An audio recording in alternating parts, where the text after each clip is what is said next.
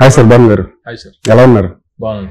అంటే last minute tensions ఎలాగ ఉంటాయంటారు కదా, హడావుడిగా ఏమైనా ఉందా? లేదు సార్, ఎక్సైట్మెంట్ ఉంది. అంతా బాగా వచ్చింది, చూసుకున్నాం. So feeling excited.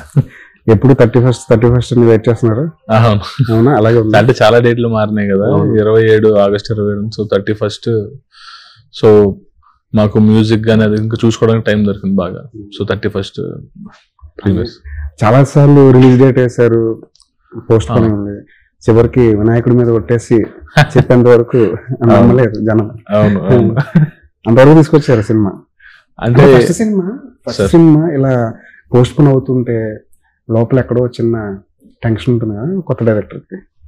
కొంచెం ఉంటుంది సార్. అంటే అది అన్ఎక్స్పెక్టెడ్ గా స్టార్టింగ్ హీరో గారికి హ్యాండ్ ఇంజరీ అవడం వల్ల ఒక 2 months అది అయింది. సో తర్వాత మళ్ళీ షూట్ స్టార్ట్ చేసిన తర్వాత లెగ్ అయింది ఆయనకి. సో అలా మాకు 4 months 5 months పోయింది అనమాట. సో సెట్ లోనే సార్. అది ఒక చిన్న యాక్షన్ సీక్వెన్స్ లో ఒక చిన్న త్రో చేయాలి. సో ఆ టైంలో సార్ ఇక్కడ మజిల్ చిన్నది టేర్ అయింది. అయినా సరే సాంగ్ చేసాం. సార్ చెప్పలే మజిల్ టేర్ అయింది, పెయిన్ అని ఏం చెప్పలేదు. ఆ తర్వాత 4 days మనం తుమేరా లవర్ షూట్ చేసాం ఆ సాంగ్. సో ఆ సాంగ్ లో ఆయన పెయిన్ అని ఎక్కడ చెప్పలేదు. అంత సాంగ్ అయిపోయిన తర్వాత మేము షెడ్యూల్ ప్లాన్ చేసుకుంటుంటే సార్ సర్జరీ అవుతుంది అంటే మాకు షాక్ అయ్యాం, అదేంటి అని. ఇది మజిల్ టేర్ అయింది. మజిల్ టేర్ అయినా సరే ఎలా చేశారో మరి. గ్యాప్ రాకూడదని ఉద్దేశం, గ్యాప్ రాకూడదనే దీంతో ఎక్కడ ఆగకూడదనే. సో అది అలా షాక్ అయ్యాను నేనైతే. బట్ చెప్పలేదు సార్ అయితే అక్కడ ఆ సాంగ్ అవుతున్న టైంలో పెయిన్ అని కూడా చెప్పలా, చేశారు. ఈ తుమేరా లవర్ అన్న పాటలో చక్రి గారి వాయిస్ వినిపించింది. ఐడియా ఎవరిదండి? బేసిక్ అది భీమ్స్ గారు ఐడియా.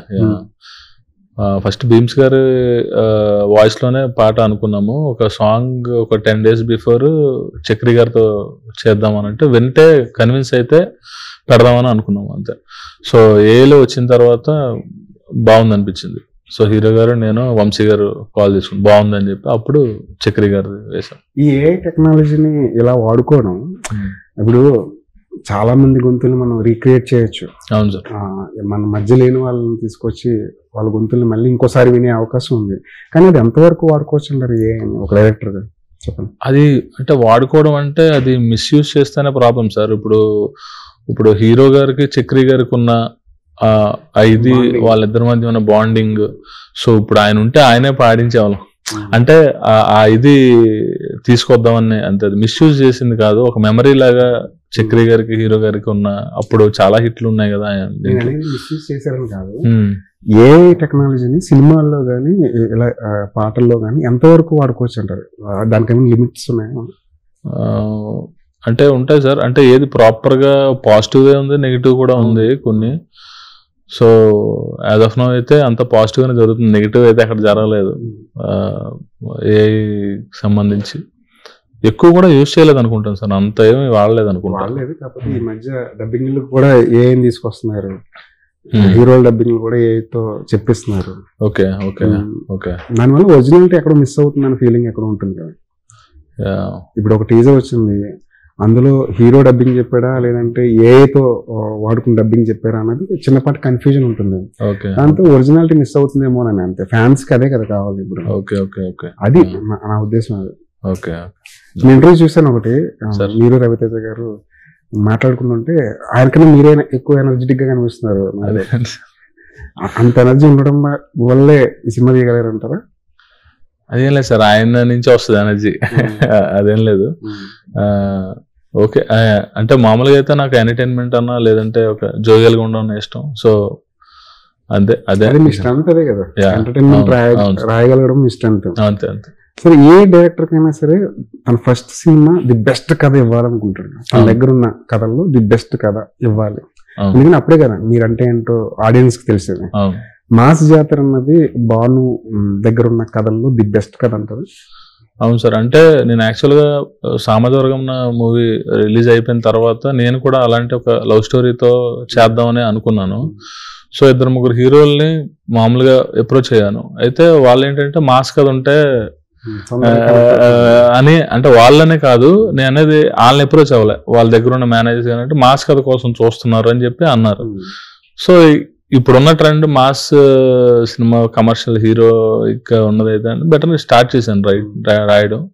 సో మాస్ కథలో బెస్ట్ పోలీస్ క్యారెక్టర్ పెట్టుకుంటే అది చాలా బాగుంటుంది. రైల్వే కాప్ అన్నాం, డిఫరెంట్ డైమెన్షన్ దొరికింది నాకు. సో అది చేస్తున్నప్పుడు కథ బాగా వచ్చింది. సో మాస్ కథ వచ్చినప్పుడు మాస్ హీరో అయితే నాకు బెటర్ నాకు అనిపించింది. అందుకే రవితేజ గారికి వచ్చి చెప్పాను. ఈ మాస్ జాతర అనే టైటిల్ ఒక్క రవితేజ గారికి తప్ప ఇంకెవరికి సూట్ అవ్వదేమో అనిపిస్తుంది. అవును సార్, అవును. యాక్చువల్గా ఈ టైటిల్ కూడా మీ దగ్గర లేదంటగా? లేదు సార్, అది టైటిల్ చిట్టూరు శ్రీనివాస్ గారి దగ్గర ఉంది. ఆయన అడిగి రిక్వెస్ట్ చేసి తీసుకున్నాం. ఒకవేళ ఆయన ఇవ్వకపోతే ఈ సినిమాకి ఏ టైటిల్ పెట్టేవారు? 2-3 ఆప్షన్స్ ఉన్నాయి సార్, అవి యాక్చువల్లీ ఇప్పుడు చెప్పడం ఇష్టం లేదు. నెక్స్ట్ సినిమా వాడుకున్నామని దాచుకున్నారు. అదే ఆప్షన్స్ అయితే పెట్టుకున్నాం, but mass Jathara perfect title ఆయన ఇస్తారనే అనుకున్నాం. చిట్టూరు గారు కూడా పాజిటివ్ గా ఇచ్చారు. మామూలుగా అయితే ఎంటర్టైన్మెంట్ రాసే రైటర్లు చాలా అరుదైపోతున్నారు కదా. ఇప్పుడు సామాజిక వర్గం తర్వాత అలాంటి రైటర్లు ఎవరైనా ఉన్నారా అని చెప్పేసి ఇండస్ట్రీ మొత్తం జల్లెడ పెట్టారు. ఎంటర్టైన్మెంట్ రాయగలిగే రైటర్స్ ఎవరైతే ఉన్నారు. మీరు మామూలుగా అయితే సామాజిక వర్గం తర్వాత మీరు డైరెక్టర్ అవుతారంటే అలాంటి కథలను ఎక్స్పెక్ట్ చేస్తుంటారు కదా. అవును సార్, అలాంటి కథలతో చెప్పమంటారు కదా. కానీ రివర్స్ జరిగింది ఏంటి మీ విషయంలో? అంటే యాక్చువల్ గా నాకు పేరు వచ్చింది ఫస్ట్ రైటర్ గా సామాజిక వర్గంలో వచ్చింది, కానీ నేను అసిస్టెంట్ గా పనిచేసి చాలా సినిమాలు వర్క్ చేశాను సార్. అంటే నా ఫస్ట్ ఫీచర్ బలుపు సారదే. సో నాలో మాస్ అది ఉంది, బట్ ఫస్ట్ ఎక్స్ప్లోర్ అయ్యింది సామాజిక వర్గంన. సో నందు నేను ఇద్దరం రాస్తాం సార్. సామాజిక వర్గంన అది ఏంటంటే ఒక కామెడీ టైమింగ్ అలా సెట్ అయింది మా ఇద్దరికి. సో అది అండ్ మాస్ యాంగిల్ కూడా బలుపు, డాకుమారాజు, వాల్టేర్ వీరయ్య అండ్ బాబీ గారి సినిమాలకి చాలా వరకు వర్క్ చేశాను నేను. సో అది ఎక్స్ప్లోర్ అయ్యింది. ఇప్పుడు మాస్ జాతర అనేసరికి అందరూ కొంచెం షాక్ అవుతున్నారు, ఏంటి సామాజిక వర్గం రైటర్ అంటే ఫ్యామిలీ సినిమా లేదంటే ఒక ఎంటర్టైన్మెంట్ సినిమా అనుకున్నాము, ఇది యాక్షన్ అది ఉందని. సో అది ముందే ఉంది, ఇది కూడా ఉంది. సామాజిక వర్గం క్రెడిట్ విషయానికి వస్తే మీకెంత, నందుకెంత? సామాజిక వర్గం యాక్చువల్గా కథ నాదే సార్. పాయింట్ అది ఫస్ట్ ఇనిషియల్ థాట్ దగ్గర నుంచి నా దగ్గర ఉంది. సో ఇద్దరం డెవలప్ చేసాం. అది యాక్చువల్గా స్క్రిప్ట్ అండ్ డైలాగ్స్ రెండు ప్యారలల్ గా అనుకున్నాం సార్. 2.5 years పట్టింది, అది ఎక్కువ టైం దొరికింది రాయడానికి. అది సో రైటింగ్ లోనే బాగా ఎంజాయ్ చేసాం మేము. సో హాఫ్ ఆఫ్ క్రెడిట్స్ ఇవ్వచ్చు. కానీ చాలా సెన్సిబుల్ పాయింట్ కదా అది. చాలా ఇంటర్వెల్ దగ్గర మీకు ఏమాత్రం కనెక్ట్ అవ్వకపోయినా సరే టోటల్ గా వాష్ అవుట్ అవుతుంది సార్. చాలా సెన్సిటివ్ పాయింట్ అది. యాక్చువల్ గా స్టార్టింగ్ 2-3 వేరే డైరెక్టర్లకి అది వేరే ప్రొడ్యూసర్లు చెప్పాం, వాళ్ళు భయపడ్డారు యాక్చువల్గా. ఎందుకంటే బ్రదర్ అసిస్టెంట్ ఎవరు చూడరు, ఇది వర్కౌట్ అవ్వదని చెప్పారు. కానీ అందులో నాకు అనిపించింది ఏంటంటే ఎవరో ఇద్దరు కలిస్తే వీళ్ళిద్దరూ అవుతారు తప్ప అది రిలేషన్ కాదు. సో అది స్ట్రైట్ అవే రిలేషన్ కాదు. సో అది నాకు కాన్ఫిడెంట్ అది. సో అందుకే సెకండ్ హాఫ్ చాలా వర్క్ అయింది అందులో, ఎంటర్టైన్మెంట్ పార్ట్ అది. అండ్ ఇంకోటి కొత్త పాయింట్ దొరికితే రైటింగ్ కూడా చాలా ఈజీ అవుతుంది సార్. అంటే ఎవరు ట్రై చేయని సీన్లు, ఎవరు కొత్త సీన్లు అన్ని పడతాయి. సో ఈజీ అయిపోతుంది రైటింగ్ లో. సో ఆ బ్యాలెన్స్ చేస్తూ ఆ మాస్ జాతరలో మరి ఆ కొత్త పాయింట్ ఏమైనా దొరికిందా సార్? అవును సార్. అంటే ఇది పోలీస్ ఇదే కానీ రైల్వే పోలీస్ అనే ఒక RPF railway protection force dimension లో స్క్రిప్ట్ అంతా చాలా ఫ్రెష్ గా అండ్ క్రైమ్ ని కూడా డిఫరెంట్ గా పర్స్పెక్టివ్ లో చూపించాం. అందులో బాగా వచ్చినాయి సీన్స్ కానీ బ్లాక్స్ కానీ.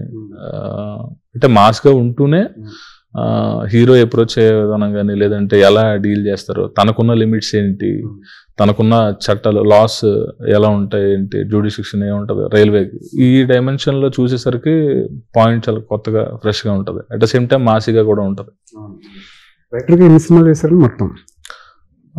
రైటర్ గా ఒక 10 చేశాను సార్. సాటిస్ఫాక్షన్ అండి ఒక రైటర్ గా? అంటే జాబ్ పరంగా, జాబ్ పరంగా ఈ రెండు సాటిస్ఫాక్షన్ వచ్చిందా? లేదంటే ఎంతకాలం ఇంకొక డైరెక్టర్ దగ్గర పనిచేస్తాం, మనం డైరెక్టర్ అయిపోతే ఇంకా ఎక్కువ ఫేమ్ నేమ్ వస్తుంది? అంటే నేను వచ్చిందే డైరెక్టర్ అవుదాని వచ్చాను సార్. స్టార్టింగ్ అదే కాబట్టి అది ఎక్కడ నేను మర్చిపోలే. రైటర్ గా ఉంటే ఇంకా ఈజీ అవుతుంది, ఇంకా ప్రొడ్యూసర్స్ ని, డైరెక్టర్స్ ని, హీరోని ఈజీగా అప్రోచ్ అవ్వచ్చు అనే ఫీల్ తోనే నేను ఫస్ట్ రైటర్ అయ్యాను. అదేంటంటే అసిస్టెంట్ డైరెక్టర్ అనుకోండి ఉంటుంది, అది మెల్లిగా అసోసియేట్ అనేది ఆయన కూడా డైరెక్టర్ అవ్వాలని వచ్చి అవును రైటర్ గా కెరీర్ స్టార్ట్ చేశారు. అదే సార్, డైరెక్టర్ అవుదామని ఫస్ట్ నుంచి ఫిక్స్ అయ్యాను కాబట్టి అక్కడ డివైడ్ అవ్వలేదు సార్. రైటింగ్ అన్నది ఈజీ అయింది నాకు అవకాశం రావడానికి అంతే. ఎవరైనా ఇన్స్పిరేషన్ రైటర్ గా డైరెక్టర్ గా? నాకు భాగ్యరాజ్ గారు అంటే చాలా ఇష్టం సార్. ఆయన రైటింగ్ అది చాలా ఇష్టం. స్క్రీన్ ప్లేలో ఆయన టచ్ చేసిన పాయింట్ చాలా ఫ్రెష్, కొత్త సబ్జెక్ట్స్ అన్ని ఆయన చెప్తారు. ఆయన కథలన్నా ఆయన సినిమాలు నాకు చాలా ఇష్టం. At the same time V Vinayak గారు అంటే నాకు బాగా ఇష్టం. మాస్ ఆయన కథ రాయరు. ఆయన మంచి ఎంటర్టైన్మెంట్ విత్ యాక్షన్ చెప్పడం అంత ఈజీ కాదు. సో అది నాకు బాగా ఇష్టం. సో వీళ్ళిద్దరూ నాకు అంటే ఒక కొత్త డైరెక్టర్ వచ్చాడంటే చాలా స్ట్రగులింగ్ ఉంటుంది. మీరు చెప్పినా చెప్పకపోయినా వెనకాల చాలా వాటికి కాంప్రమైజ్ అవ్వాల్సిన పరిస్థితి ఉంటుంది. ఎందుకంటే ఒక పెద్ద హీరో, ఒక పెద్ద బ్యానర్ ఉన్నప్పుడు మీరు అనుకున్నవన్నీ పేపర్ మీద పెట్టినవన్నీ స్క్రీన్ మీద రావడానికి చాలా స్ట్రగుల్ పడాల్సి వస్తుంది. ఆ స్ట్రగుల్ పడ్డారు ఈ సినిమా? లేదు సార్ అసలు. అంటే వంశీ గారు బిలీవ్ చేసిన తర్వాత నాకు ఫ్రీ హ్యాండ్ ఇచ్చారు. అంటే చాలా సపోర్ట్ చేశారు. ఈ సినిమాలో ఒక 40%, 35 to 40% రైల్వే స్టేషన్లో చేయాలి. సో బయట ఏ ప్రొడక్షన్ అయినా ఏదైనా సార్ నిజంగా రైల్వే స్టేషన్లో వెళ్ళి చేసేయండి, ఒక 20 days ఎంతో ఉంటుంది కదా, లేదా పర్మిషన్ తీసుకుంటాం, లేదా ఎక్కడికి వెళ్ళాలని.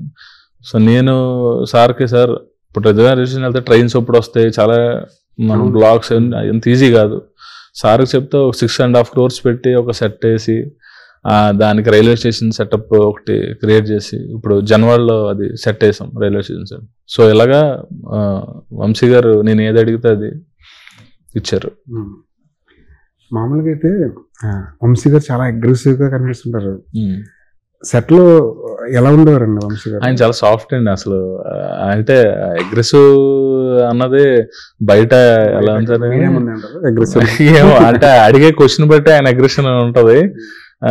అంటే అప్రోచ్ ఆయన బేసికల్ గా చాలా సాఫ్ట్ అండ్ బాగా మంచి వ్యక్తి అతను. అది వేరేగా వెళ్తా ఉంది కొంతమందికి, బట్ ఆయన చాలా పాజిటివ్ పర్సన్.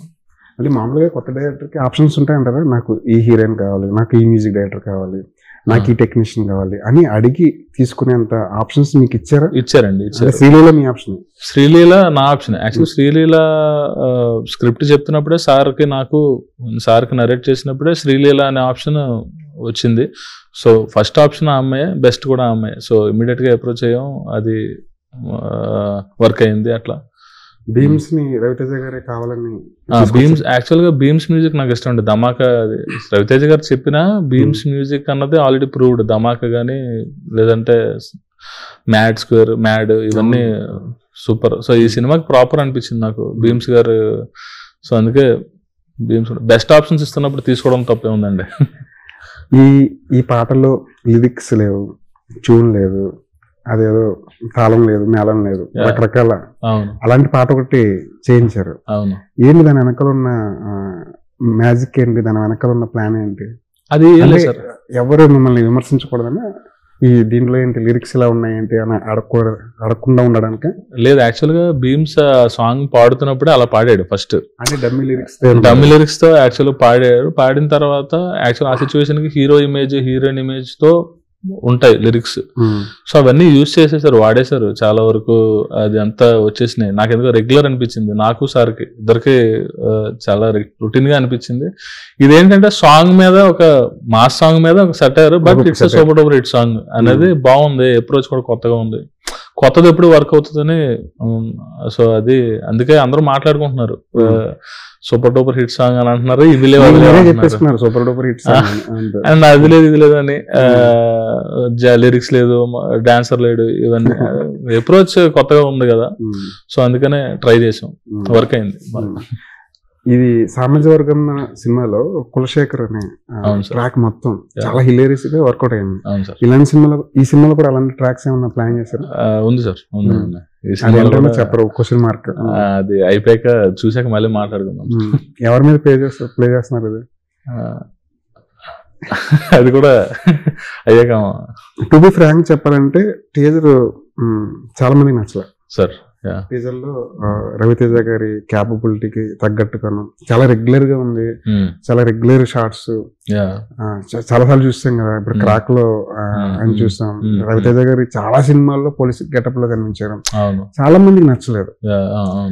మీకు ఎలా ఆ ఫీడ్బ్యాక్ మీరు తీసుకోగలరా? వచ్చింది సార్, నాకు ఆ ఫీడ్బ్యాక్ వచ్చింది. అంటే ఏంటంటే నేను టీజర్ లోని ఓన్లీ హీరో క్యారెక్టర్ చెప్దాము అని అనుకున్నాను, మిగతా వరల్డ్ గురించి కానీ మిగతా సినిమాలో ఉన్న వేరే క్యారెక్టర్స్ గురించి కానీ చెప్పలేదు. ట్రైలర్ లో చెప్దామని దాచాం. సో అది కొంతవరకు కొంతమందికి నచ్చలేదు. అంటే రైల్వే కాప్ అన్నది ఒక ఉంది కదా టీజర్ లో, అండ్ కొంచెం ఎంటర్టైన్మెంట్ లాస్ట్ లో చిన్న టీజర్ కదా సరిపోతుందేమో అని అనుకున్నాను, చాలా మంది అదే అనుకున్నాం, బట్ సరిపోలే. బట్ ఏంటంటే సినిమాలో బ్యాక్గ్రౌండ్ ఆ వరల్డ్ గురించి చెప్పి, అండ్ విలన్ క్యారెక్టర్ కానీ రాజేంద్ర ప్రసాద్ గారి క్యారెక్టర్ కానీ మిగతా క్యారెక్టర్స్ గురించి ట్రైలర్ లో చెప్దామని నేనే దాచా. సో అది అక్కడ ఇదైంది. ట్రైలర్ మీద విపరీతమైన ప్రెజర్ పడి ఉంటుంది మీకు, ట్రైలర్ ని ఎలా కట్ చేయాలని. అంటే ట్రైలర్ అయితే క్లారిటీ ఉంది సార్, అది ఎట్లా ఏంటన్నది ఏం చెప్పాలి ఎలా ఉందని ముందే ఆల్రెడీ క్లారిటీ ఉంది. ఇది చెప్దామని అది దాచాను, ఇది వచ్చాక ఐఎమ్ ఎక్సైటెడ్, ఇది బాగుంటది. రవితేజ గారు మామూలుగా ప్రమోషన్ కి రావడానికి పెద్దగా ఇష్టపడరు, ఇంటర్వ్యూలు ఇవ్వడం. మీరు ఒక చిన్న స్కిట్ కూడా ఏం చేయరు హైపర్ తోటి. అలా చూస్తే ఆయన స్క్రీన్ మీద ఎప్పుడు చేయని రవితేజ గారు ఇలాంటి స్కిట్లు కూడా చేస్తున్నారంటే అనిపించింది. మీరే వెనకాల నుంచి ఏమైనా? అవును, యాక్చువల్ గా వంశీ గారు నాకు ఫోన్ చేసి రిలీజ్ డేట్ చెప్తున్నాము, సార్తో ఒక స్కిట్ ఏదో ఒకటి ప్లాన్ చేయాలి అంటే, అలాగే సార్ అంటే సార్ నన్ను ఏదన్నా అనిపించు అని అన్నారు ఆయన. అది ఓపెన్ గా ఆయన చెప్పారు కాబట్టి నాకు ఫ్రీ అయింది చెప్పడం, స్క్రిప్ట్ రాయడం. ఏంటంటే ఫోన్ చేసి ఎక్కడ దుబాయ్లో ఉన్నావు ఎక్కడ ఉన్నావు ఇలా ఉంది కదా, ట్రోలింగ్ ఆయన మీద ఆయన పర్మిషన్ తోనే వేసాం అది ఎవరికైనా. అండ్ మనమే చెప్పేసుకుంటే ఇన్ని రిలీజ్ డేట్లు ఇన్ని మారినాయి అని చాలా మంది అంటున్నారు కదా. సో ఇన్ని రిలీజ్ డేట్లు అవి మారినాయి, మనమే ఒకటి చెప్పేసి ఇంక దేవుడి మీద పెట్టేసి వచ్చేస్తున్నాం 31st అని చెప్తే అయిపోద్దని అలా ప్లాన్ చేసాం. 31st బాహుబలి ఎపిక్ నుంచి ఒక గట్టి పోటీ వస్తుంది. మామూలుగా రిలీజ్ మనం పట్టించుకోవాల్సిన అవసరం కూడా లేదు, కాకపోతే ఇది బాహుబలి, అటున్నది రాజమౌళి గారు. అవును సార్. సో ఈ టైంలో రిలీజ్ చేయడం ఏంటంటే మళ్ళీ ఇంకో క్వశ్చన్ మార్క్ వచ్చిందా? వచ్చింది సార్. సో అది వాళ్ళు 31st premieres and 30 premieres Baahubali పడుతుందని అన్నారు. So 31st from first show mass జాతర ప్రీమియర్స్ పడుతున్నాయి. సో అదైతే డిస్కషన్ అయితే వచ్చింది. సో అది ఎవ్వరు ఏ డైరెక్టర్తో మాట్లాడినా సరే మీలాంటి యంగ్ జనరేషన్ డైరెక్టర్తో మేము వింటేజ్ హీరోని చూపిస్తున్నాం అని చెప్తుంటారు కదా. మామూలుగా మాట్లాడుకోవాల్సి వస్తే సినిమా థియేటర్కి వెళ్తున్న వాళ్ళు 20 నుంచి 25 చాలా యంగ్ బ్యాచ్ వెళ్తున్నారు, ఈ జనరేషన్ ఆడియన్స్ వెళ్తున్నారు కదా. వాళ్ళకి వింటేజ్ హీరోని చూపించాల్సిన అవసరం ఉంది. వాళ్ళు ఎంతవరకు కనెక్ట్ అవుతారు ఒకవేళ వింటేజ్ హీరోని చూపిస్తారు? అంటే ఓన్లీ వింటేజ్ మూమెంట్సే చూపించడం లేదా వింటేజ్ అదే టార్గెట్ పెట్టుకోవడం అన్నది ఉండదు సార్. అంటే ఇప్పుడు రవితేజ సార్ కానీ లేదంటే బాలకృష్ణ గారు, చిరంజీవి గారు ఇలాగా ఒక సాలిడ్ ఇమేజ్ ఉన్న వాళ్ళ హిస్టానిక్ మూమెంట్స్ తీసుకోవడం, థియేటర్లో ఒక హైకి లేదంటే ఒక ఇప్పుడు వచ్చే వాళ్ళని మైండ్లో పెట్టుకుంటూనే వాళ్ళ సినిమాని అప్పుడు చూసి, సో ఇదే టార్గెట్గా పెట్టుకుని వాళ్ళ వింటేజ్ మూమెంట్స్ అన్ని గ్యాదర్ చేసి ప్లే చేద్దాం అనే థాట్ అయితే కాదు. బట్ మధ్యలో ఒక చిన్నది పెడితే బాగుంటుంది అన్నది ఐడియా. సో అందుకనే వింటేజ్. సో నేను ఆయన సినిమాలు వెంకీ, దుబాయ్ సినిమా, భద్ర, ఈడియట్ ఇవన్నీ నాకు ఫ్యాన్ని, ఆయన సినిమాలు అంటే చాలా ఇష్టం. సో నేను డెఫినెట్గా నా మైండ్లోకి అవి వస్తాయి, ఏదైనా చిన్నది ఇక్కడ ఆయన మందే ఇదంతా అంటే బాగుంటుంది ఇలా వచ్చినాయి. సో అలా వింటేజ్ తప్ప సో టోటల్ ఆయన అట్లా కాదు. రవితేజ గారి కెరీర్ లో మిమ్మల్ని బాగా ఇన్స్పైర్ చేసిన సినిమా ఏంటండి? నాకు ఈడియట్ అండ్ విక్రమార్కుడు అండి. అండ్ భద్ర కూడా చాలా ఇష్టం. మోర్ విక్రమార్కుడు అంటే నాకు బాగా, విక్రమ్ రాథోడ్ క్యారెక్టర్ నాకు చాలా ఇష్టం. అందులోని ఐకానిక్ మూమెంట్స్ ఏమైనా మళ్ళీ రిప్లికా చేసే అవకాశం ఉన్నది ఏంటి? అదే అంటున్నా, రెప్లికా ఏం లేదు. స్క్రిప్ట్ కి కట్టుబడి స్క్రిప్ట్ స్ట్రాంగ్ గా అదంతా ఉన్నాయి. అట్ ద సేమ్ టైం చిన్న ఎంటర్టైన్మెంట్ పర్పస్ సార్ హిస్టానిక్ మూమెంట్స్ అక్కడక్కడ వాడాం, చిన్న చిన్నవి 2-3. అది మీరు ట్రైలర్ లో కూడా కొన్ని ఉంటాయి, చూస్తే మీకు. రైటింగ్ పరంగా అంటే మీ ఒక్కరే రాసుకున్నారా లేదంటే మీకంటూ ఒక టీం ఉందా మాస్ జాతరకు సంబంధించి? లేదండి, టీం ఏం లేదు. నేను నందు దీనికి డైలాగ్స్ రాసిన, నేను నందు ఇద్దరం వర్క్ చేసాం.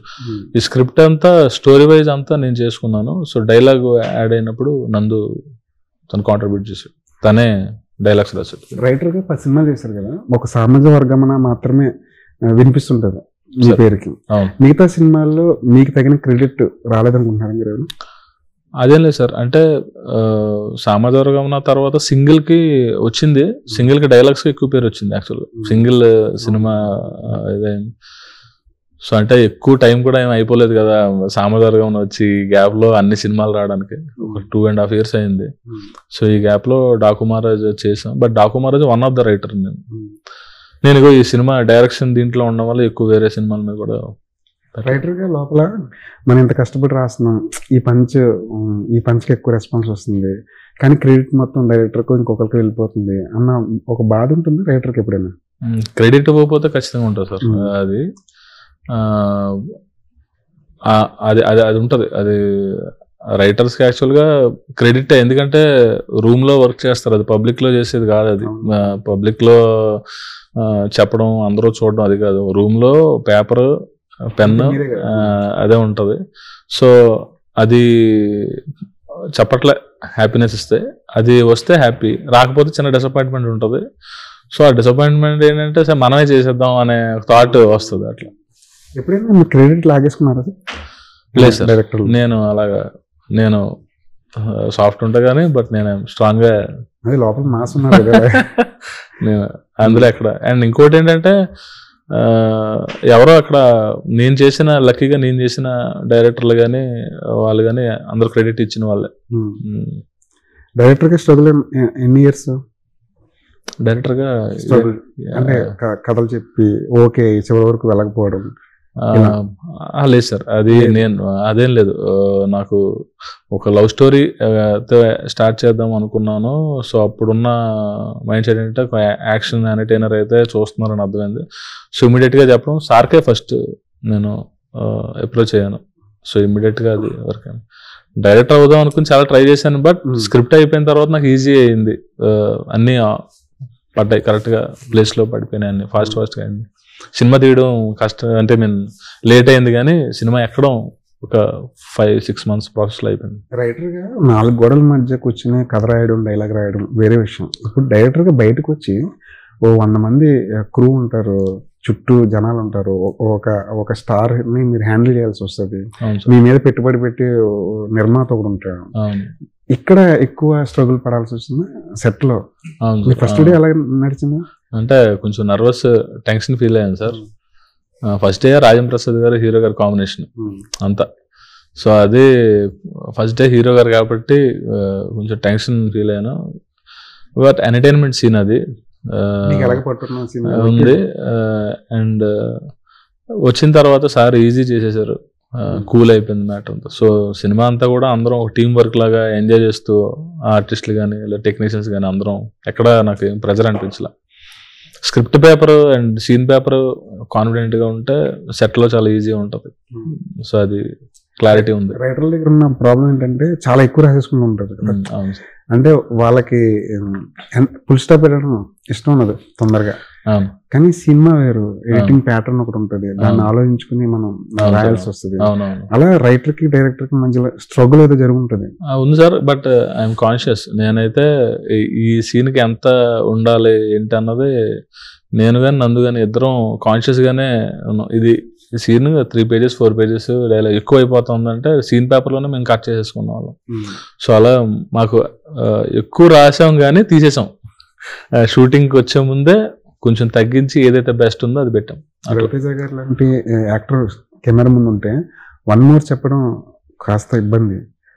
ఎప్పుడైనా అనిపించినప్పుడు వన్ మోర్ ఇంకొక షార్ట్ ఇంకొక టేక్ కావాలనుకున్నా అదే లేదు సార్, డైరెక్ట్ గా వెళ్ళి సార్ ఇలా అనుకుంటున్నాను, సో ఈ టైప్ అంటే ఓకే ఓకే అబ్బాయి అలాగే అలాగే అని చేసేస్తారు. అదేం లేదండి, వన్ మోర్ చెప్పండి. అబ్బాయి అబ్బాయి అంటుంటారు, అబ్బాయి అబ్బాయి అంటుంటారు. అబ్బాయి అసలు మొత్తానికి 4 గోడల మధ్య కూర్చుని రాసుకున్న మాస్ జాతర కథ ఇప్పుడు తెలుగు వాళ్ళు ఎక్కడుంటే అక్కడికి వెళ్ళబోతుంది. ఈ మూమెంట్ లో ఆడియన్స్ కి ఏం చెప్తారు? రవితేజ సార్ ఎంటర్టైన్మెంట్ చేసి ధమాకా తర్వాత సార్ ఎంటర్టైన్మెంట్ సబ్జెక్ట్స్ చేయలేదు. సో ఎంటర్టైన్మెంట్ ఉంటూనే దీంట్లో హై ప్రాపర్ యాక్షన్ ఉంది. సో అది బాగా థియేటర్లో బాగా వర్క్ అవుతుంది. అంటే రిలీజ్ అయిన తర్వాత ఎక్కువ మాట్లాడితే బెటర్ అని ముందే, అందుకని కొంచెం తక్కువ మాట్లాడుతున్నా. సో సినిమా అయితే చూసి అందరూ కాన్ఫిడెంట్గా ఉన్నారు.